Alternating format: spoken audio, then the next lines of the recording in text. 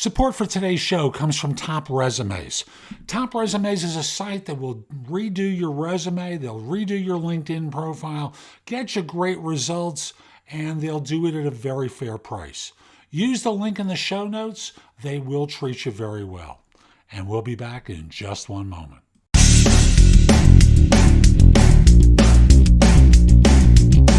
This is No BS Job Search Advice Radio, episode 2159. I'm your host, Jeff Altman, the Big Game Hunter, and welcome.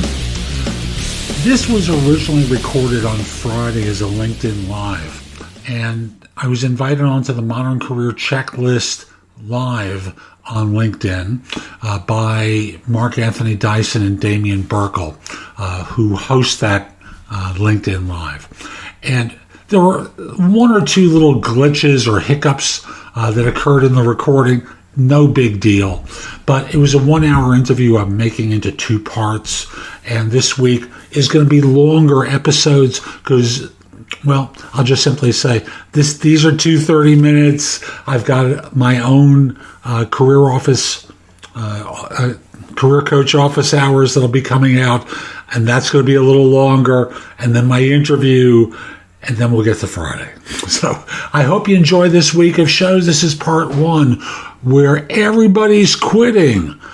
And that's the topic here. And I hope you find it helpful and give it a great review wherever you're listening to the show. And please share it. It helps other people discover the podcast, which is and continues to be #1 in Apple Podcasts for job search. More episodes by far than any other show. And I must tell you, Mark Anthony was appropriately impressed by the amount of content I have on YouTube. And he didn't even acknowledge the podcast because he's got one of his own. And I'll be back in just one moment. As you know, I'm a big believer in professional branding. And Anchor makes podcasts as a branding tool very, very easy. It's free! And here, what you can do is you can record something offline and upload it. You can record something on your phone and deliver it to them. They handle it from there. You can even make money with advertising on your show. Let me also say that they make distribution to Apple Podcasts, Spotify, Google Play, like 9 or 10 different services. Very, very easy. So if you're interested in exploring podcasting or you have an existing podcast of your own, move it over to Anchor, start a podcast here. You won't regret it.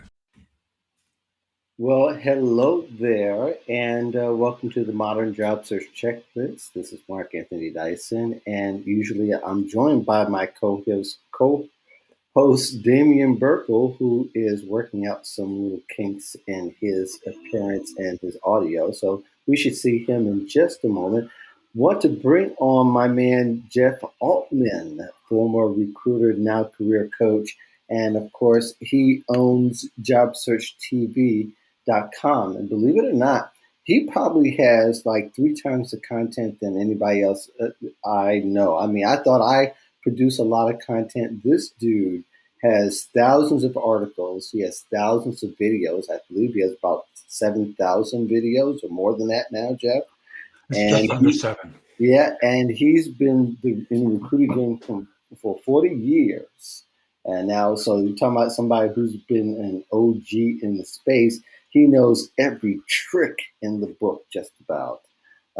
So between me and when Damian gets on, he'll be able to throw his 30-some years in. I'm the baby of the group, so I'm just going to probably just be a witness to that conversation. But nevertheless, Jeff and I are going to get the show started. Again, we stream to LinkedIn, YouTube, and Facebook. So if you don't catch us here, you can catch us on the Modern Job Search Checklist Facebook page, which is available, and you can catch a live stream there if you don't want to sit on LinkedIn and listen to the babble that will be going on in the chat. If you're in the chat now, join us. Put your comments in, put your questions in, because we're going to be talking about why everybody's quitting and is it good for everybody. And don't forget, as a lot of people quit, there's also increasing competition, which can make your strategy pretty interesting. So we're going to get started. Jeff Altman, how are you, sir?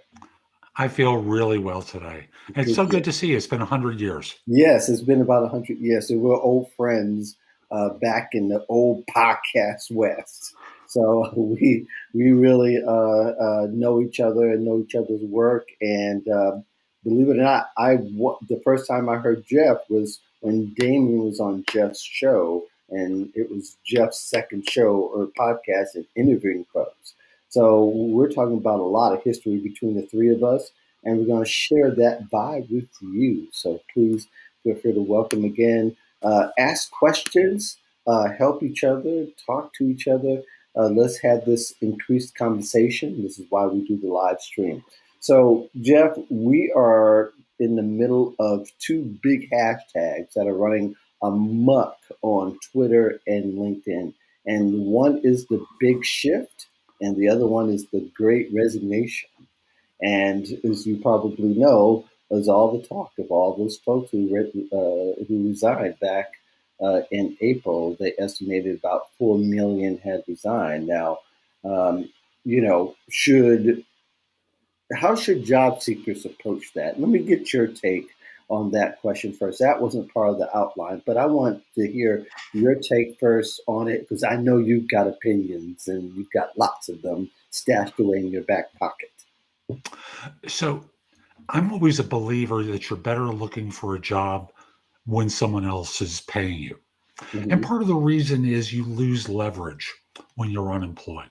Mm-hmm. Now, as much as the media is telling us that there is a shortage of labor, I'll also tell you that the Labor Department reported last month that there was negative wage growth, which is fascinating Mm-hmm. because part of the propaganda is always, they don't want to work.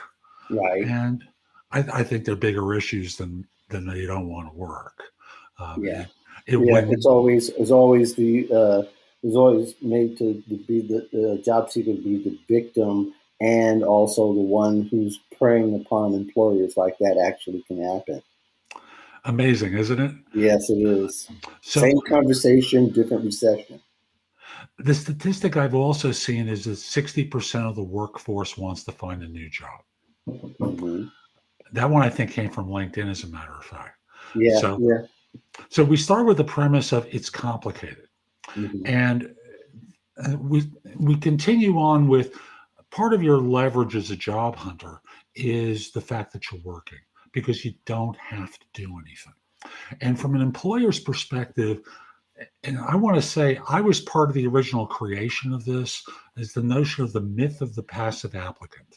Yeah. Because employers believe that if you're actively looking for work, you are less desirable to hire than someone who is doing their job, keeping their head down, doing the work, and not actively looking, which really makes no sense Right. when you think about it. Right. Uh, so if you become one of those among the 60% who quits their job, you lose that piece of leverage in the psychology as well as in the financials as well. Because when employers believe that they can extend an offer under two conditions, Hmm. leave it and take it, Right. it's harder to negotiate because Mm. they always believe that there's someone else out there who will take the money that they're offering. So you're better off, I believe, not quitting unless you're being brought back to an environment where you're going to be at risk. You're a person who's been perpetrated against in the workplace in some way, in which case I believe you get the heck out of there immediately. But that's a different part of the conversation. We're talking in the general parameters of should I go back to work? Right. You know, Right.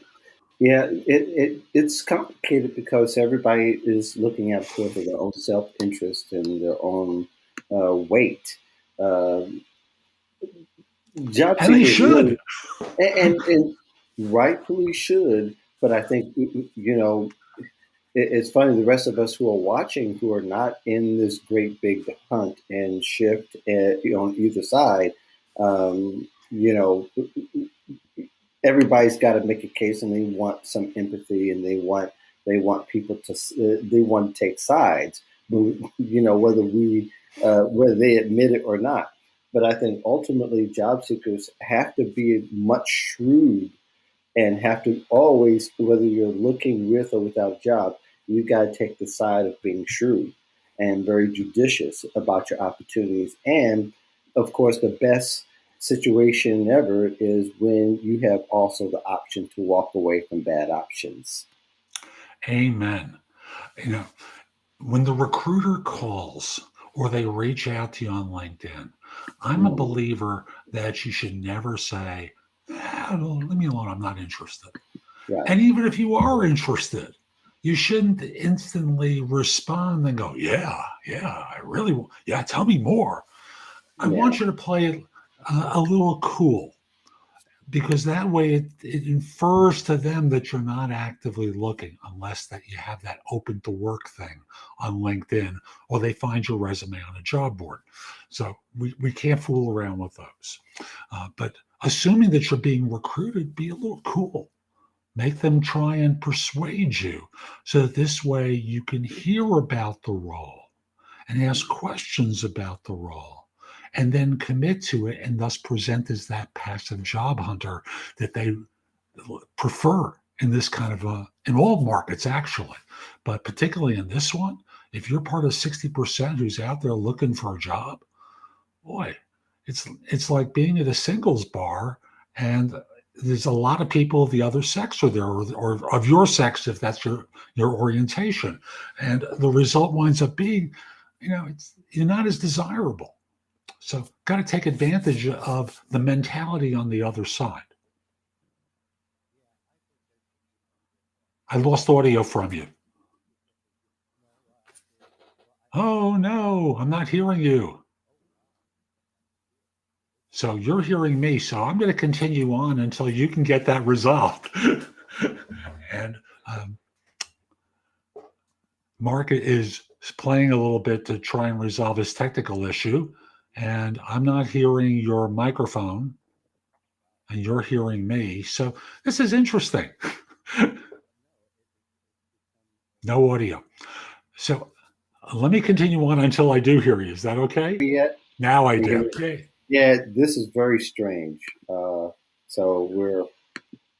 I'm just wondering how this is going to all work. Can you hear me now? I hear you perfectly. Can you hear me now? Yes, I do. Okay, go ahead. So I'll just simply say, for you as a job hunter, your job is to be marketable. Mm-hmm. And in being marketable, you want to attract people to you so that you have choices. And you can attract people to you in a lot of different ways. Mm-hmm. But the idea is to be attractive, not to always be, I'm out there looking, and help me find the job. You don't want to come across as the desperate date. You want to always come across as the person that they want to pursue, rather than you pursuing them. Right. Damien, can we hear you now? I don't know. Yeah. Can you hear me? Yay! We can hear you. Good deal.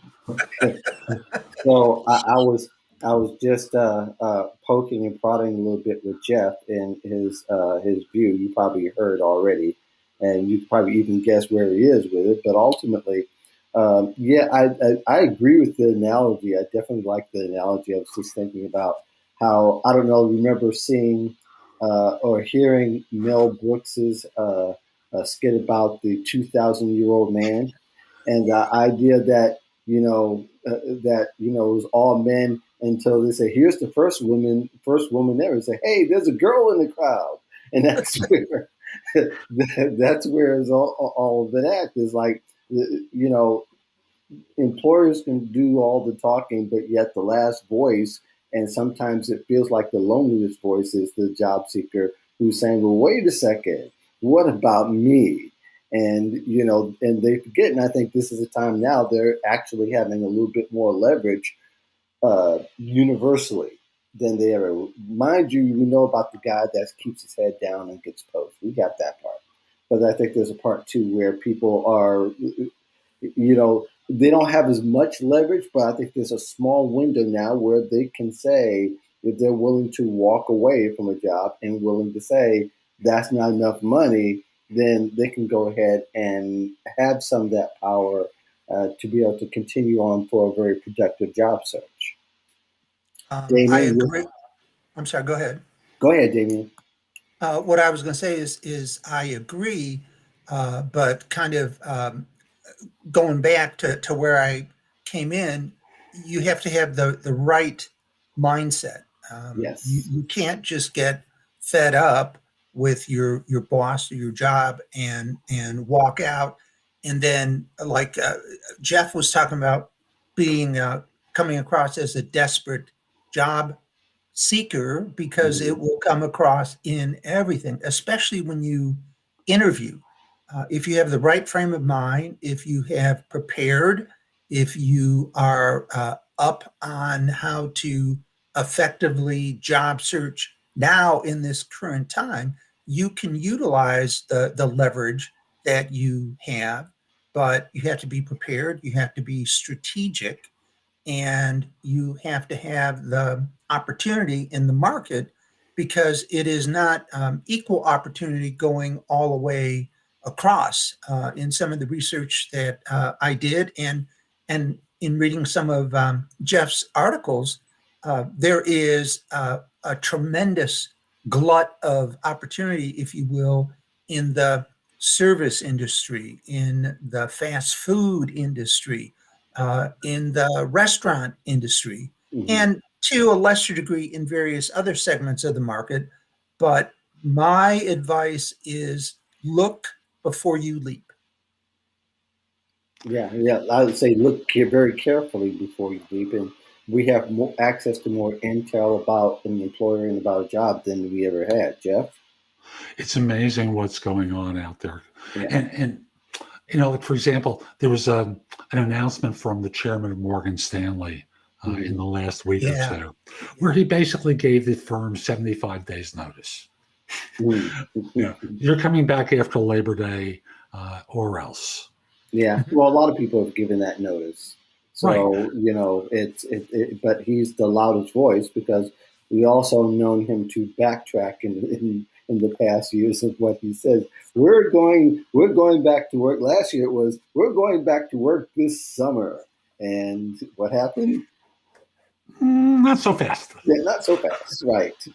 So we know, okay, we got the bravado part, but I think one of the things that we should talk about is heeding how much the Great Resignation is, and a lot of it, I've heard people say this is all talk because of Altman, but I don't think it's so much all talk. It is much for if somebody has prepared the right way and prepared very deeply instead of trying to prepare for a whole bunch of opportunities that they can actually walk and make some moves forward in a way that they never had before.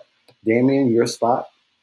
Yeah, no, I agree, and I think one of the things that is different now than ever before is folks have had 12 months, 15 months Hmm. to think about who they are, where they're going, what they want to do next. So in that time, they could have easily come to the conclusion that where they are right now is not where they want to be, and it's a true call to action. But again, that's fine. You can make that decision, and good for you. But again, you have to be prepared. You have to do your homework. You have to have all of the tools for the modern job search, if you will, before you start. And in fact, people may have already started, and I think that's great. But you want to make sure you're doing it the right way and not out there flailing, if you will. I Yeah, I absolutely totally agree. agree. Jeff, go ahead. Thank you. You know, I'm not sure people have been thinking about it all that much unless they were out of work. Because I think a lot of folks have their head down in fear, and it's perfectly understandable. But now we're at a different point. And as soon as we start to see the vaccinations increase, as soon as we start to hear about 95% approval, 90% efficacy, I should say, and suddenly the mask mandates are lifted in most of the country, That should have been the opening salvo, that if you're thinking about a change, this is the time to start networking again, because it's easy. Right. Everyone wants to talk. Right. Everyone's kind of, ooh, this is weird. I don't have to have a mask and have a conversation with someone. I have a couple of mine still next to me, but we can go back to some degree of normalcy. And this becomes an easy time to network. Yeah. It becomes an easy way to reach out to people and start reconnecting. How have you been? Oh, it's been so long. Hope you're okay. Any problems? Thank goodness. And talk about the kids and the family and just reconnect with folks. And that becomes the opening salvo for the real conversations around work in the second or third conversation. Yeah, I really believe that's true, and you may be right, Jeff. Not. I don't think not as many people. We would hope that everybody would have taken advantage of that window of opportunity. That window of opportunity is now closing, and I think one is the fact that that job seekers have this opportunity to learn and to be able to get deep on certain skills and upskill and reskill and whatever term you want to use for all that. But I think the other thing too is that the window is also closing because with a lot of job openings come a whole lot of competition. So if you're not used to being competitive and knowing what other people are doing, people who are doing getting jobs successfully, you don't know that how they're doing that, then you really don't have a lot of intel, so to speak, to really work off of. Though it doesn't take a lot, it does help to know, whether you're looking relevant or how you're appearing and how you're coming across online, how you're coming across in person, which really online counts a whole lot more now, being that there's still a lot of virtual interviews that are happening. Your thoughts, Jeff? What I see is that with the labor market hearing that there are not a lot of people out there, white collar labor is very competitive. Mm-hmm. Non-white collar, no collar, blue collar, there's a shortage of people. So in the white collar markets, a lot of jobs, a lot of people. In the no collar field, like restaurants or certain types of fulfillment jobs, like my son does e-commerce fulfillment for his firm, and it's one of the areas that LinkedIn points to as being above average growth. Like the percentage of jobs was almost 200% year over year in terms of the increase. And for people who are in healthcare, in no collar jobs, there's no people out there. Like if you work in a restaurant, you can pretty well pick where you want to go to work at this point, because so many restaurateurs can't find people. Right. Yeah. And hotels and all those related industries, who were the first to let go, which I would think that at some point there might have been a great rehiring, in the sense that they're looking. You look at the people you first laid off. Now they may say no, but there's a percentage of them that would say yeah, and that might be the lower hanging fruit. Damien, do you have any thoughts on that and what Jeff said? Oh no, I agree about the, for lack of a better term, glut of opportunity for no collar, blue collar. The other thought that I had is, do you remember the movie Network? I think that's what it was called, where he raises the window and says, "I'm mad as hell, and I'm not going to take it any longer." Yeah. I bring that up because I'm thinking about I read the same article that Jeff did, where he said 75 days, you will be back in the office. And I think what's different now is that the reaction of, you can't tell me that I have to be in your office anymore. And what I mean by that is, if you've lost a family member to COVID or someone or whatever, your life has been forever changed. And that changes the way that you think, changes the way that you look at the world, and also changes the way that you react to a bully boss or a bully chairman. And my thought is that that's going to be a mistake, because yes, people will go back in fear of their jobs, and fear can drive short-term results, but not long-term results. And as we were saying before, there is opportunity in the white collar market, and this new attitude, if you will, as a result of COVID and the loss of loved ones.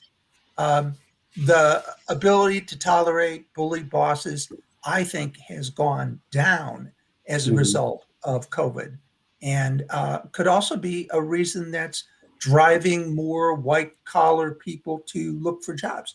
Opportunity plus bully boss equals new job. Yeah. Well, I just wonder too. One of the things I didn't count on as I was coming up with our outline was yesterday that it really we're headed towards quite a large look at inflation and how inflation is going to really affect the jobs. Just think about it. There's a shortage for about everything that we have, especially products that are actually manufactured. I mean, my wife and I went to help our son go look for a couch, and he picked several couches that there was a back order on, and some of them have been back ordered since October. So Wow. you figured that there are, that employers going to have to do one or two things. And I'm not the mathematician on how inflation works, but I do know that if you want to make more product fast, you've got to create more labor opportunities. And if you don't create the labor opportunities, there's going to be a shortage, which usually means then now the prices of everything has to be jacked up until there is enough labor and there's enough to go around for everybody. So uh, ultimately, we are in a window that is just not because the opportunities just seem plentiful at the time, but also in the long term, that window is very small, I think. And it's not only because that there's the competition, it would be a land grab for those who are in the industries that where there's a lot of jobs, but even a smaller window for the people who are white collars who may have to manage the supply, so to speak. Jeff? I think also in terms of, like in your circumstance, there are supply chain issues Mm-hmm. that cause some of the problems with having those couches ready. But from a labor perspective, we're in an unusual time, quite obviously. And I want to try and get people into their new roles now. Mm-hmm. And I say now because there's going to be another recession coming. I don't know exactly when, but there'll be another one year and a half, 2 years Oh, I out. think you're absolutely correct. I think it's going to come quicker than the other ones in the past. Usually, we have a window of a few years before the next one comes. Usually, it's been like every 10 years, roughly, if I'm not mistaken. But then again, this is not the usual time that we've had where there's a shortage of everything. Until the last two cycles, they came more frequently than 10 years. The last two have been 10-year cycles, which has been great. We've all Right, enjoyed right. stability. We're not going to have stability now No, uh, because, no, I agree with that. and without it being political, the difference between our current administration and the previous one is sufficiently profound that if there's a snapback with the next one, it becomes a shocking change yet again, and the economy doesn't handle it all that well. As it is now, it's struggling to adjust to this one, and that's again no criticism. I'm not getting political here. Right. I'm No, just no, you're not. I'm just I don't looking in think you are. terms of American business doesn't like change. They like Right. stability, and we Yes. don't. We have not had stability now from an economic standpoint for 15 months plus. Hmm. To me, it won't be fully over until the fall when all the children are back in school again, and thus there's free childcare for so many Americans at that point. Yeah. And then we'll really know where things are. But again, I keep thinking that we're going to have a recession sooner rather than later. Yeah. I'm not forecasting when, but I want to get people into new roles now so they can cut their teeth, make their reputations now or as soon as possible, so that this way it's harder to cut them as the last one in, first one out. So that's today's show. I hope you found it helpful. And if you did, here are a few things I can do to help you with your job search beyond simply being your coach. First of all, I've got a new book out called The Right Answers to Tough Interview Questions. It is like a cookbook with answers to tons of interview questions that you're going to be asked on interviews. And if you pair it up with my other new book, The Ultimate Job Interview Framework, they are a terrific pair of books to help you with interviewing. In addition, I have a new service where you can practice mock interviews. If you go to thebiggamehunter.us/mock, I've got a service there, very inexpensive, like $99, where we have mock interviews set up. I'm going to be adding more to it very soon, but you can record your answers to them, and then I can critique them and help you perform better on them. You probably have noticed my show notes are pretty thorough with products and services that can help you with your search. And connect with me on LinkedIn at linkedin.com/in/thebiggamehunter. Lastly, my website has a ton of great information. That's thebiggamehunter.us. Now, if you're not ready to go there and go through the blog, put the address in your phone, thebiggamehunter.us, Jeff Altman. So this way, when you're ready to go, you have a way of getting back to my website. Hope you have a terrific day, and most importantly, be great!